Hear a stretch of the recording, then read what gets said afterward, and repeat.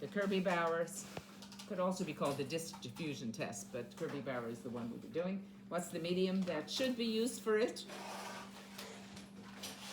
We use TSA because it was cheaper, but the medium that should be used for the Kirby-Bauer test is Muller-Hintenager.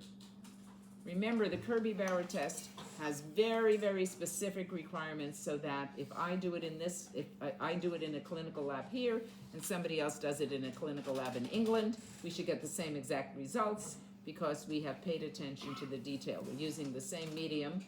Yes, we're using the same discs. We're incubating at the same temperature. We're putting a similar amount of bacteria as a lawn on it. All of those things have to be adhered to. How do you know? Here's the results. How do you know which antibiotic is most useful? By the sizing of the intervention zone. Not just the size. You measure the size and then you look at the chart, Oh, yeah. right? Here we have two that have pretty much the same size. One of them, if you look on the chart, may come out intermediate or resistant. The other one may come out to be susceptible.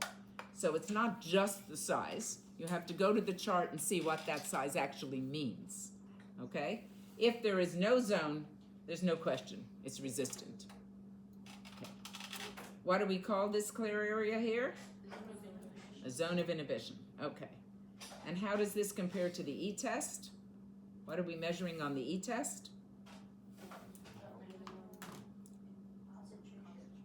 Minimum inhibitory concentration, or MIC, right?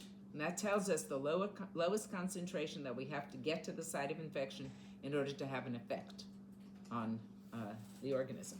And we use a single strip that has a gradient of antibiotic on it. We did that in lecture. Okay. How are the results of the API strip used to determine the identity of an organism? Remember, you ran the strip, you had a whole bunch of different tests, you got the results of the test, and based on the results of the test, you came up with a number, right? If it was positive, if it was negative, it gave you sort of a coded number at the end, which was an old video, but typically now you just plug that into the computer and it'll come up with what that organism should be. So it's based upon the results of a series of tests, just like you were doing your unknown, trying to base it on results. The advantage of an API strip is on your quiz. Okay, it's very efficient, easily organized, commercially available. You don't have to create everything. What happened here?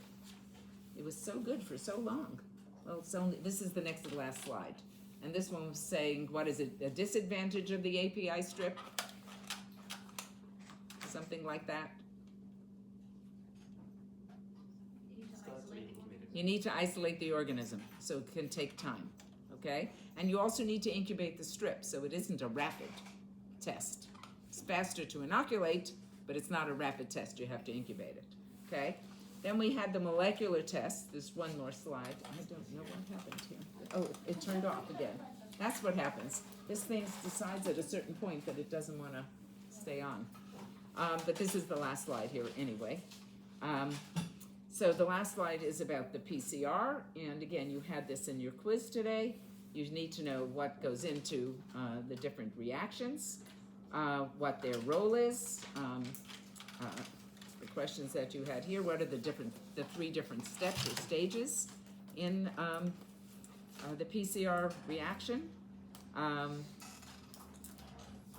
then how do you detect the end products of the PCR reaction in terms of running the gel? You don't have to, talk about how do you pour it and things like that. Okay, and specifically, you better know the role of primers in the PCR reaction. Okay, so any other questions, comments? If you're studying, when you're studying, no ifs about it, because you guys really need to study.